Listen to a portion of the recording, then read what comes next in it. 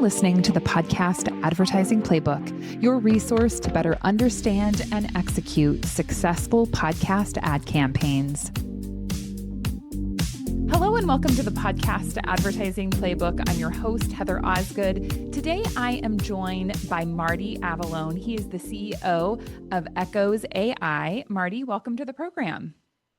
Good morning, Heather. Thanks for having me. So before we dig into your company, I would love to hear a little bit about your background and what ended you here in the podcast space. Sure.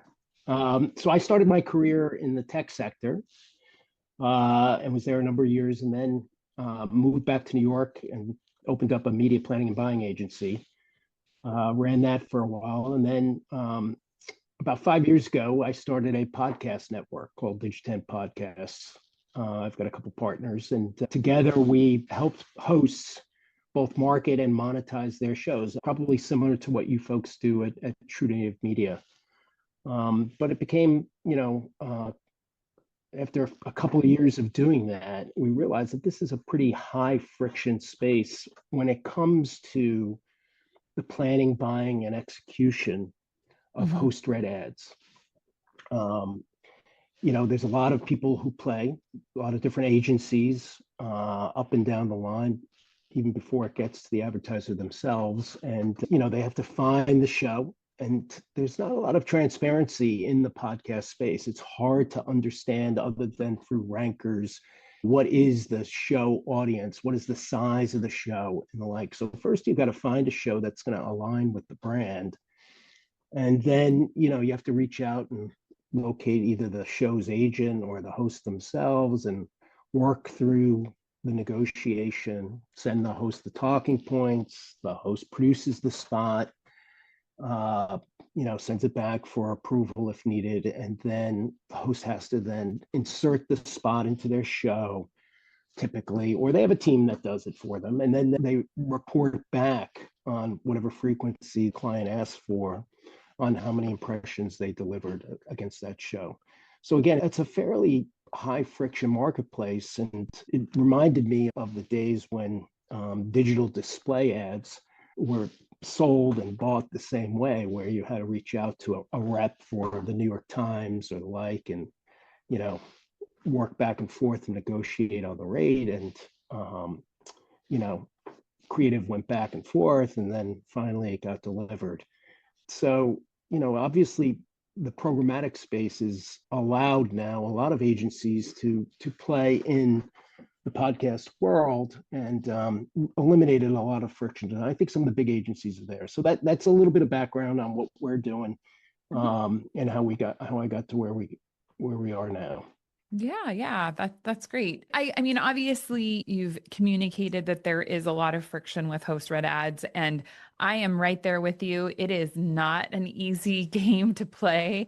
There is a lot of players, that are part of the conversation. There's really no, I would say, frictionless way to book host-read ads. And I think programmatic is obviously making a much stronger play in this space now. And the reason for that is that it's just much more scalable, right? You can much more easily say, I want these impressions to be purchased reaching this demographic in this geographic area. There's just so much more targeting capabilities. There's easier tracking capabilities. But I think at the end of the day, part of what all of it comes back to is that host-read ads are quite effective. And it sounds that that's kind of why you built Ekoz. So tell us a little bit about Ekoz and what exactly you guys do. Sure. So you're spot on. Host-read ads can be incredibly effective. In fact, that was one of the attractions for us. We saw a lot of direct response advertisers advertising in the host-read space. And as you know, direct response advertisers are all about attribution and performance. Yet they were willing to pay, multiple times the CPM that you can get when you buy a pre-recorded programmatic ad. So we know that the performance of host-read ads is almost exponentially better than that of a pre-recorded ad. And so, again, that was one of the attractions and draws for us as to why host read ads are a better performer. And it's a better experience as well for the listener. Sure. So we want to bring the power, the targeting capability, the ability to scale host read ads to the marketplace. And that's really what Ekoz does. So Ekoz AI is a means by which, or it's a solution now, it's the first of its kind to enable the planning, buying, delivery, and reporting of host read ads at scale. So you're going to ask how we do that. And the first thing we do is we're building a marketplace. Okay. So we're fully integrated with Triton Digital, and any show that uses Triton Digital as a hosting platform can come into our system, and the host can very easily, takes no longer than a few minutes. They then can create a voice print or an echo. Mm-hmm. They upload a couple of MP3 files of ads they've done in the past. Our system then takes those files and creates a voice sample or a voice print of their voice, which they can tweak. They can add emphasis, clarity, exaggeration. They also, though, uniquely put in information about themselves, their personal background, things that they speak about in connection with their show, their tone, and our system also ingests, content from the show. And this enables us then to create authentic, personalized ads for each and every host. Mm-hmm. So once the host has uploaded their voice, and again, this is their voice. This is not an AI generated voice. It is their voice print. They approve it, they save it. And once they've approved and saved it, as well as approved their personal information, they're all set. Mm-hmm. On the other side of the marketplace, the solution works much like a programmatic solution, where the advertiser would enter in the genres they want, the show demographics, perhaps geographic targeting, and then the duration of the campaign. They can even enter in the length ad that they want. Do they want a 30, 60, or 90? Mm-hmm. They then upload their talking points, much like they would in any other host-read environment. And they can include things like script, verbatim, sections to those talking points. Our system takes those talking points and uses generative AI to create unique, personalized, authentic ads for each and every host that matches what the advertiser is seeking. Once those ads are created, the advertiser gets a sample of what that ad is going to be. Obviously, they're not looking and approving every ad, because it could be hundreds of ads that are getting created, each personalized to every show that's in the platform. But once they've approved the sample, again, it goes out to all the different hosts that are in the system, and an email gets sent to those hosts to come on and either approve or regenerate the ad, or if they don't like the advertiser for whatever reason, there may be a conflict or the like, they can reject it. So again, it takes the process and automates it so that now you can programmatically buy and plan and buy and deliver host-read ads to all the different hosts that have signed up to the system. Mm-hmm. And so we're building the inventory of that, and also now looking for advertisers or partners to help us sell the solution. So you got to think of it as a unique channel within the podcast space. You've got programmatic pre-recorded, you've got host read, which will continue, the premium host read ads with the personal endorsements or the like. And think of us as a sort of a middle layer for those shows that have either that don't have the reach to participate in the host read space, or for those that have excess inventory available. Now they can deliver, as part of this program, host read ads into their show at a higher CPM than what they're getting on a pre-recorded basis. Maybe not as high as the personal endorsement ads, but a far higher CPM than what they're getting on a pre-recorded basis. Mm-hmm. So I guess what I'm interested in is how many podcasters have you gotten to sign up for the program? Because I'm really curious how many podcasters are open to having their voices cloned? So this is, again, think about the mid-tail and long tail. Mm-hmm. Today, only the top 3% of shows in the marketplace based on reach participate in host-read. There are literally millions of shows, many of whom can't play in the host-read space because they have yet to build their audience to the Sure. level that will allow them to participate. Think about niche shows or, in the tech space or in fashion or the like. There are so many hosts out there that really can't participate in the higher revenue opportunities. And the only way they really get advertising revenue is through programmatic pre-recorded. And by the time it gets to them, they're probably not making very much money. Mm-hmm. So now that mid-tail and long tail can play in this host read space, again, deliver a better experience for their listeners, as well as, receive higher revenue because it will come in at a higher rate than a pre-recorded ad is, and it will perform better for the advertiser as well. So we've just launched with Triton. We've got about 200 shows. We've got over 50 million ad impressions per month, and we're growing. But we've got to build both ends of this marketplace, right? We got to build the supply, and then we got to build the demand. And Sure. so it's an ordeal. Yeah. Well, so I guess that was going to be my next question is having worked in the space for so many years, I feel like we're having a difficult time convincing advertisers to buy host read ads and convincing agencies to buy programmatic ads.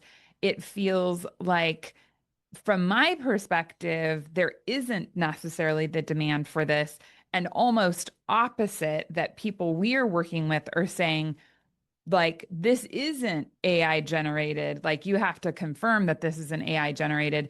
So I mean, I see the technology and I see that it does allow for mock host read ads essentially to be inserted into podcasts. I just don't necessarily think that I personally see the demand for it. Have you talked to agencies who are interested in purchasing this?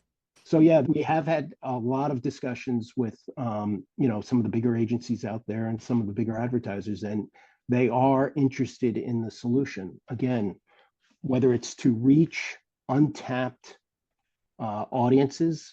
Mm-hmm. Think about it. A host is an influencer, and their voice is what influences, right?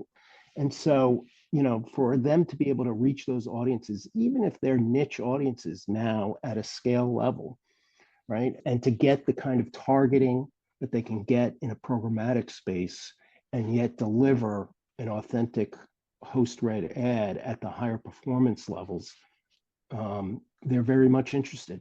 The big agencies that we've spoken to, they really don't want to play in the host read space because it's too high Sure. friction of a market. I mean, it's complicated. It is. And, again, so they end up working through some of the bigger agencies, podcast specific agencies that are out there. And it's still a fairly manual process. We're trying to, again, eliminate that friction and make programmatic host read ads brands and agencies that are really wanting to play in the space, but have been unable to do so today. Yeah. So, I guess I'm curious. Obviously, with host read ads, we definitely do see make goods where the host has done something that the advertiser doesn't like. And my personal experience has been that AI is certainly not foolproof. And although you can ask it to do certain things, it might not always come back with what you expect it to come back with.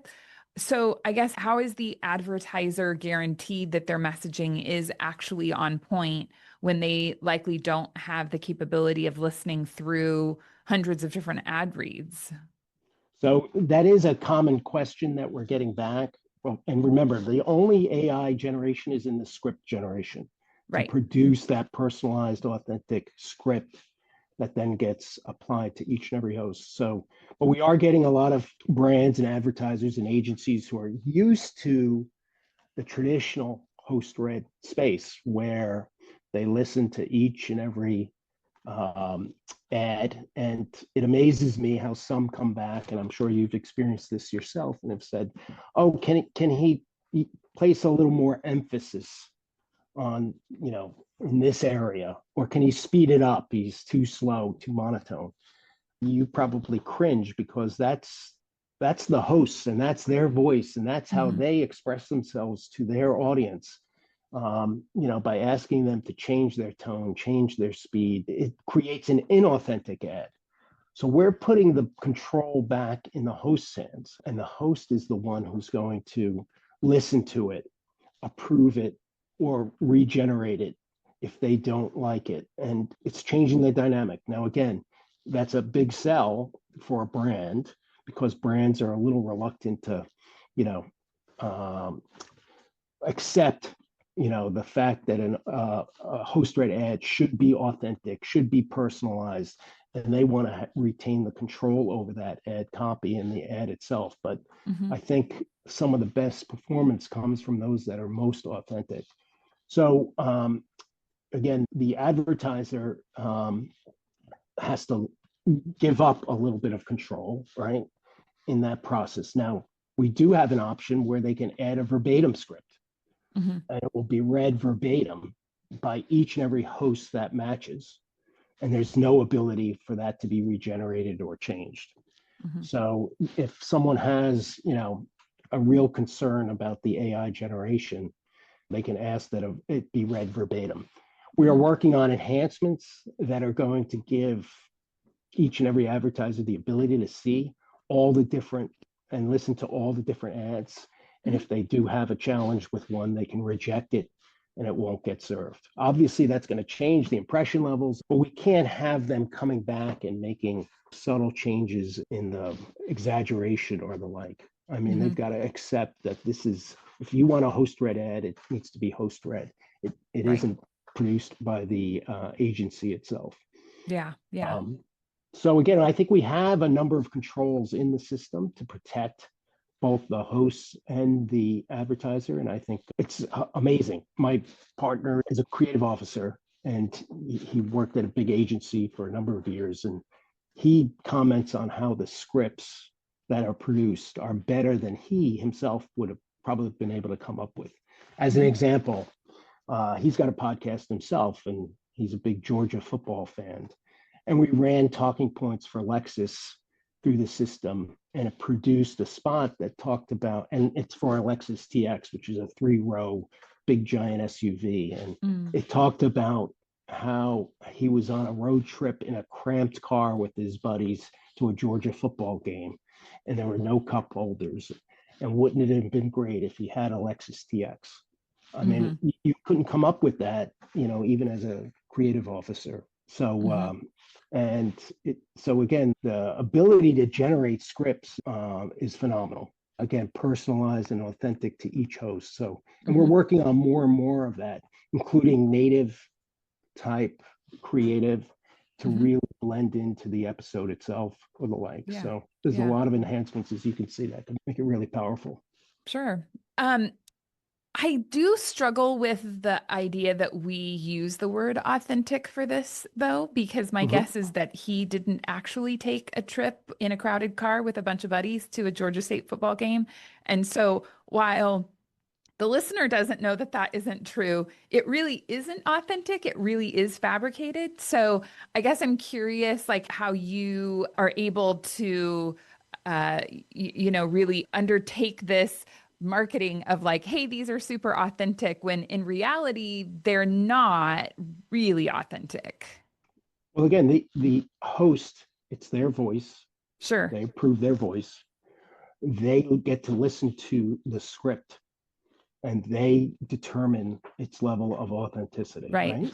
And so there has to be, I mean, if, Lexus had this very same talking points in a traditional host read, and David came up with that example, Sure. right? It would have been passed anyway, right? And Right. who would have commented on it? So, authenticity is really based upon the opinion of the host Hmm. And the host gets the opportunity to approve each and every. And if they don't like it, they can regenerate an ad Hmm. from Or those they very could same. just record their own host read ad and upload that. We used to have that as a feature in the Okay. system, but again, we were very concerned that it wouldn't stay true necessarily to all the talking points, and it wouldn't, include things that were verbatim. Yeah. The AI is really a check on that system, believe it or not, to ensure that they are staying true to what the talking points and call for. Right, right. Um, so there has been a lot of backlash for kind of the first fully AI generated network, Inception Point AI. And I guess I'm just curious, have you experienced any backlash within the industry from AI generated ads? We have not. And again, Hmm. I think it's natural. I mean, the media is going to play up on the challenges and downsides of AI. It's newsworthy, right? And they're going to play up on what might be very disruptive. And we always compare this to CGI. I Hmm. mean, right? CGI started out with a lot of people downplaying it or saying, this isn't the real thing, this isn't authentic. And obviously, that's going to occur in creative spaces. But again, we've got to accept the fact that there are other ways, to develop creativity. And, if it starts with generative AI, yes, that may be a starting point. But, again, if they're not promoting it as being, an authentic podcast, is there a challenge with that? I mean, Hmm. I could think of hundreds of examples where you could create, very,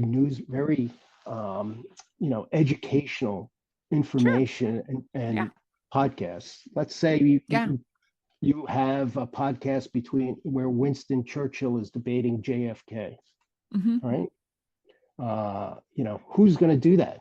So Hmm. think about all the historical work that one can do using generative AI, which, obviously you could do it, but it would be quite a production in the Hmm. past, to do something like that. So I Sure. think I think we need to accept that AI is going to be here. I mean, clearly there's a lot of money being invested in it, Yeah. and it is going to be disruptive, Hmm. not just in the creative world, but in the, The whole world.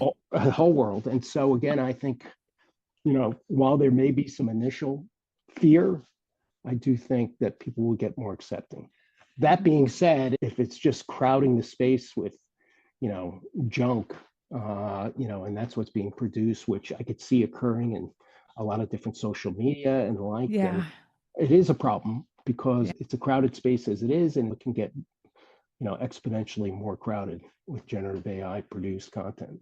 Yeah, yeah, absolutely. So, what kind of disclaimers are you putting in the podcast to let the listeners know that the ads are generative AI? These are not generative AI ads, right? It is the host and the host's voice. So again, we don't see this So, as you're not going to tell them that there were ads generated by AI? nope. I mean, again, it's really only the script that was Yeah, generated by AI. And again, it's really up to the host to do that. Now, we're not allowing for yeah. personal endorsements, right? And things of that Okay. nature. But again, continue to believe there will be a market for premium personal Hmm. endorsement, host read ads or the big players. Joe Rogan has a team that, sells ads at however much, $100 CPMs, right? And that's going to continue. And there will be a place for that. But again, if you want to be able to, deliver programmatically, you're going to have to want to deliver programmatically. I mean, and get the kind of scale across and targeting that you're able to Hmm. get in a programmatic environment. There's got to be some compromises. Sure. What kind of CPMs are you seeing? I know that every year, especially like we're right in the annual negotiations time right now as we're recording this, and we get beat up every year for can you go lower? Can you go lower? I mean, when I started in the industry, 30 was kind of low, and now it's like, can't everybody be at a $15 CPM? So we're getting like 850 on our programmatic. We're getting somewhere between 15 and 30 on our host read. So I guess I'm curious, like, where are you seeing this fall in terms of price point? You're spot on. I mean, again, I think in the host read space, it could be anywhere from, 25 and up. And then in the programmatic, it could be 6 to 10, and it depends on the level of Hmm. targeting. But I see us somewhere in the middle, Hmm. possibly at the higher end, depending upon Hmm. what the client wants. We've got to deliver performance though. And so again, I mean, in a marketplace, whether it's you're selling host read ads or programmatic pre-record, if it's not performing, right, Hmm. something's got to change. And, Hmm.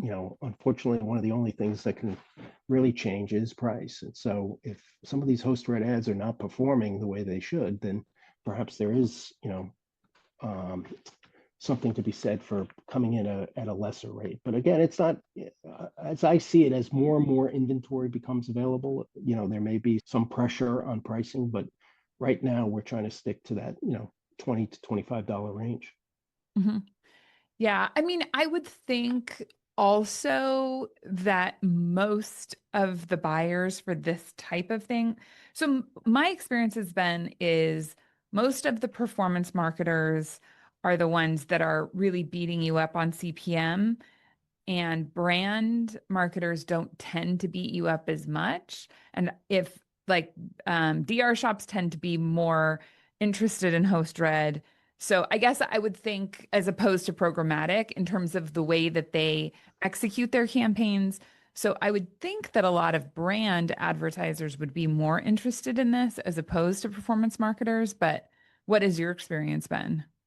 You're right. Again, I do think we're hoping to get a lot more brand marketers interested in testing host Yeah. read ads, right? And seeing the kind of performance that the direct response advertisers are getting.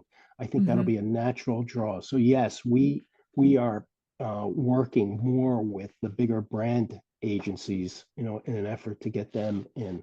But again, Hmm. I think over time, just like the DR guys are still playing in the programmatic pre-recorded space.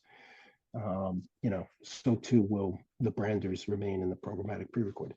I think there's room for, you know, all three channels: Hmm. programmatic pre-recorded, programmatic host read, and premium host read or personal endorsement host read. Hmm. There will continue to remain, an opportunity for all. And Hmm. but we do see a lot of the brand agencies again wanting to do it programmatic. Their first question is, how do I buy this? What's the Right. DSP that I use, or what do you guys? And so we're working on DSP integration as we speak. Hmm. Hmm. Excellent. So I know you mentioned that you were one of the only companies. I know I had a conversation just this week with a company doing something almost identical to what you're doing. I feel like I've been getting a lot of this kind of coming into my inbox. What kind of sets you apart from some of the other companies doing something very similar? Oh, we're first to the marketplace with the solution, but again, there are others, and it's going to come. I Hmm. mean, I anticipate, some of the bigger firms like a Spotify or the like building this themselves in house. But again, Sure. hopefully we can, get the market started. And yes, Yeah, I'm sure there will be competition as as it plays out. But sure. right now, we're trying to capitalize on the solution that we've gotten Hmm. and the great inventory that we've got and our building. And so Hmm. again, we're, working hard. Time Hmm. will be of the essence, though, in Sure. getting this rolled out. Sure, yeah. So what are your predictions for the next I would say like 2 to 5 years in the podcast space?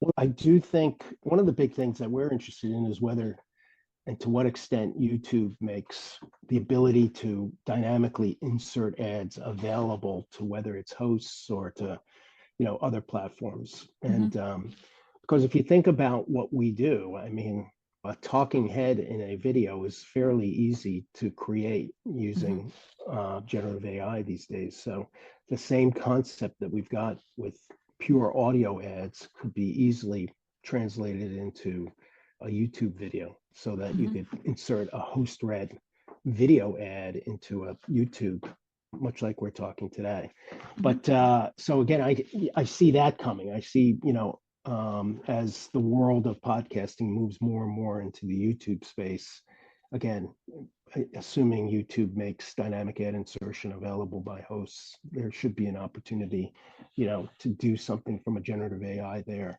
I do think podcasts are a great medium. I think we're seeing consumption rise. I think we're seeing more and more shows, coming out and people embracing it as a medium. And I do think audio has been a bit of a stepchild in the advertising world. And For sure. I think it's going to, definitely grow as a medium over time. And I think whether it's for education or entertainment or enlightenment, it's going to be a growing channel. And I expect that there will be more ways that digital audio is getting delivered. And I do think, the things that we're doing is just sort of the starting point of that. Yeah. Excellent. Well, Marty, thank you so much for being on the show today. What you're working on is certainly interesting. So I appreciate you breaking it down for us. Thanks, Heather. You have a great day. Thanks, you too. It was great to have Marty on the show. And I just wanted to break down the conversation a little bit. I do think that it's really important that we as an industry make a decision about where essentially this third category of ads lives. So as Marty had mentioned, we have our host-read ads and we have our programmatic ads. And so now this is in that in-between space. I do think that it's really important, though, that we look at, is this what the industry is really needing? So we are daily challenged to make sure that we're getting enough host-read ads sold. And we are also trying to create this demand with programmatic. And my challenge with it, especially as a seller, is going out and saying, okay, now I've got this third item to sell you. So I've been really pushing host reads. I've really been pushing programmatic opportunities. And now I've got this third option for you at a third price point. And so I just think it's going to be really interesting for us as an industry to see how this plays out. I do think that it's great that we're using AI to help in that creative process, right? The idea that it's going to be able to write a script that is perhaps, error-free, and it's going to record something that's error-free. But it's really important that we do look at the authenticity piece of this, because if I'm not actually creating the ad as the host, how much authenticity is really there? I see the speed, I see the scalability.